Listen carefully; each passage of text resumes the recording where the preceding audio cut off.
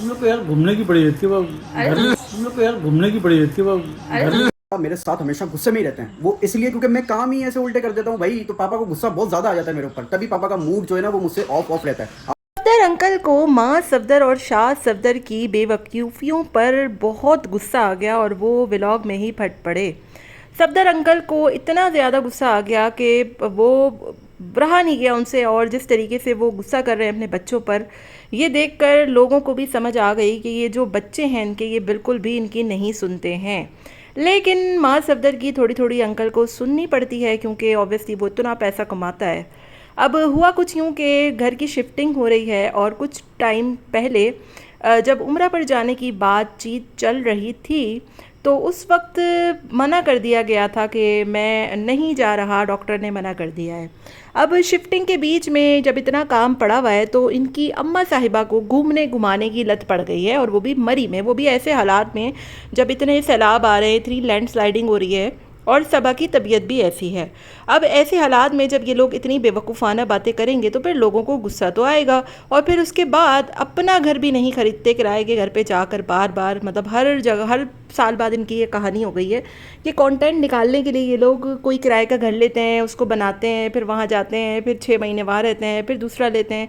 मतलब ये इनका कंटेंट सिर्फ रह गया है, बेवकूफ़ाना बातें, बेवकूफ़ाना चीज़ें, बेवकूफ़ाना हरकतें, जिसको देखने के बाद सफदर अंकल इतना गुस्सा हो गए कि व्लॉग में नज़र आ रहा था कि उनसे बर्दाश्त भी नहीं हो रहा।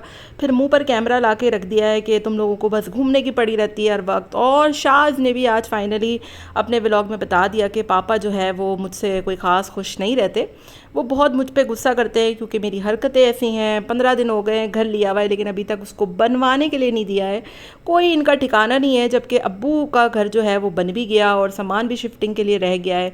मतलब देखा जाए तो अंकल जी जो है वो एज में भी बड़े हैं, और उनकी इतनी उम्र भी मतलब हो गई है अच्छी खासी, लेकिन इसके बावजूद वो जिस तरीके से काम करते हैं, सारे मैनेज करते हैं, वो वाकई में काबिल तारीफ़ है। लेकिन ये जो बच्चे हैं इनके, इन लोगों के अंदर कोई सेंस नाम की चीज़ ही नहीं है। एक तो पूरे घर को जो है वो माँ साहब उठाकर बहरिया टाउन में ले आए, और अंकल की रजामंदी थी या नहीं थी ये तो अंकल खुद ही बता सकते हैं, लेकिन बकौल मास के अंकल राज़ी थे। लेकिन जो कि अब लग रहा है, वो मुझे ये लग रहा है कि माँ साहब के अब्बू राज़ी नहीं थे इन तमाम चीज़ों पर। तो ज़बरदस्ती पहले उनको उठाकर वहाँ पर ले गए। फिर वहाँ पर रहने के बाद अंकल को कुछ खास मज़ा नहीं आया, तो अंकल ने तो बोला मैं तो अपने घर जा रहा हूँ। लेकिन अंकल साहब जो है, उनके जो बच्चे हैं ना, वो इंतहा के निकम्मे हैं। उनको सिर्फ व्लॉगिंग की लत पड़ गई है, कैमरा उठाते हैं, वीडियो बनाते हैं, लगाते हैं, खाते हैं, पीते हैं, बस इससे ज़्यादा इनकी कोई ज़िंदगी नहीं है। घूमते फिरते रहते हैं और कुछ इनका कोई काम वो नहीं है। दूसरी तरफ सबा जो है वो उसकी ऐसी हालत है, मतलब आप कह लें कि अभी कुछ टाइम पहले डॉक्टर ने बोला था कि बहुत क्रिटिकल सिचुएशन है और आप उम्रा पे नहीं जा सकती, लेकिन वो बंदी हर वक्त मास्क के साथ चिपक के, यहाँ तक कि आम पेड़ लेने भी पहुँच जाती है, और कंपनी मतलब ऑफिस भी उसके परफ्यूम के उधर पहुँची हुई होती। कोई ऐसी जगह नहीं है जो सबा ने छोड़ी हो मास्क के साथ जाने में। और अब आप सोचिए 18-19 घंटे का बाई रोड सफ़र, एक नॉर्मल बंदा जो है वो निढाल हो जाता है, लेकिन इस बंदी को ऐसी हालत में बाय रोड सफ़र की सूझी हुई है, और पूरा पक्का प्लान बन चुका है, मतलब फाइनल फिट हो चुका है। दूसरी तरफ युसरा और मोमिना नहीं जा सकती, ये अपनी तरफ से तैयार कर लिया गया है। हालांकि उनकी शक्लें देख के लग रहा था कि उनको बड़ा दिल है जाने का, लेकिन उनको तो पहले ही मना कर दिया गया, मतलब उनसे पूछा भी नहीं गया और पहले से ही मना कर दिया, क्योंकि इनको पता है कि अब हमें अलग ही रहना है, अकेले ही रहना है, तो फिर इन दोनों को तो आपने कटा ही कटा देना है। तो ये अंदरूनी कहानियाँ हैं जो कि निकल निकल के सामने आ रही हैं, और ये सारी बातें अपनी जगह। अंकल जो है वो मास के आगे बड़े बेबस नज़र आते हैं, क्योंकि मास ने पूछा तो बोला चलो ठीक है चले जाओ, बल्कि मशवरा दिया गया कि बाई रोड मत जाओ, बाई एयर चले जाओ। और बात शास की आई तो शास को तो अभी बहुत काम है, घर बनाना है, शिफ्टिंग करनी है, जबकि मास का खुद का घर बन रहा है। मतलब मास को कोई काम नहीं है, लेकिन शास को जो है वो बड़े काम है, और शास नहीं जा सकता। और हुसैन तो वैसे ही बेचारा, वो तो ना इधर है ना उधर है, क्योंकि अभी वो कुछ कमाता ही नहीं है। तो ये सारी चीज़ें जो इनके घर में हो रही हैं, और जो देखने के बाद लग भी रहा होता है कि अब्बा का जो बिहेवियर है ना, वो बड़े बेटे की तरफ से बड़ा ही अजीब सा है, और सिर्फ अब्बा का नहीं, पूरे घर वालों का।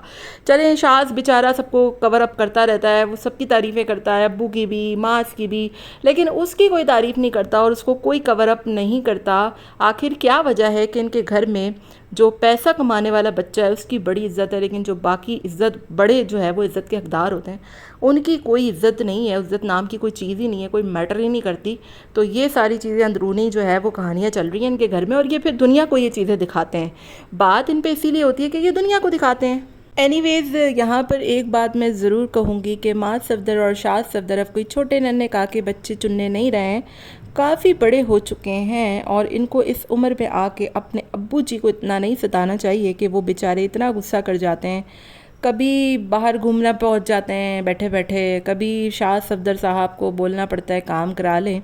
और मुझे तो लगता है कि इनके अब्बा जो है ना, माज़ और शाह दोनों से इतना तंग आ चुके हैं कि अब उन्होंने दोनों के साथ ही ना रहने का फ़ैसला कर लिया है, क्योंकि ये दोनों किसी की सुनते ही नहीं है। और हुसैन के साथ रहने का इसीलिए फ़ैसला किया है कि वो इतनी हरकतें नहीं करता, और उसकी बीवी भी मोमिना बहुत अच्छी सुलझी हुई बच्ची है, अच्छे से काम करती है और इतना तंग नहीं करती, खामोश मिजाज है, इतना बोलती भी नहीं है जितना सबा बोलती है। और युसरा भी अब बहुत ज़्यादा ही ओवर हो चुकी है। पहले तो युसरा बहुत सीधी लगती थी, लेकिन अब जो वो हरकतें करने लगी है पिछले कुछ दिनों से, मतलब इतने अच्छे खासे घर में नखरे करना, अजीब, मतलब गाड़ी आ गई उस पर भी कोई एटीट्यूड दिखाया जा रहा है। तो ये सारी चीज़ें हैं जो कि बहुत ही अजीब व गरीब सी लगती हैं। और एक और बात मैं आपको बता दूं कि माँ सफदर ने जब शाज का बच्चा जो है वो उनकी अम्मा संभाल रही थी तो बोला कि 2400 घंटे ये बच्चा आपके पास ही रहता है। मतलब ये बातें करने का क्या मकसद है और दिखाने का कि जो बीवियाँ हैं ना वो, मतलब ये अजीब ही फैमिली हो गई है। मतलब शादी से पहले सब ठीक ठाक था, लेकिन अब तो ऐसा लगता है कि सफदर फैमिली में पॉलिटिक्स चलने लग गई है। तो ये सारी बातें हैं जो कि व्यूअर्स भी काफ़ी टाइम से देख रहे हैं और होपफुली आप लोग भी देख रहे होंगे। मुझे कमेंट में ज़रूर बताइएगा। अपना बहुत ख्याल रखिएगा। Till then take care, tata bye bye, अल्लाह हाफिज़।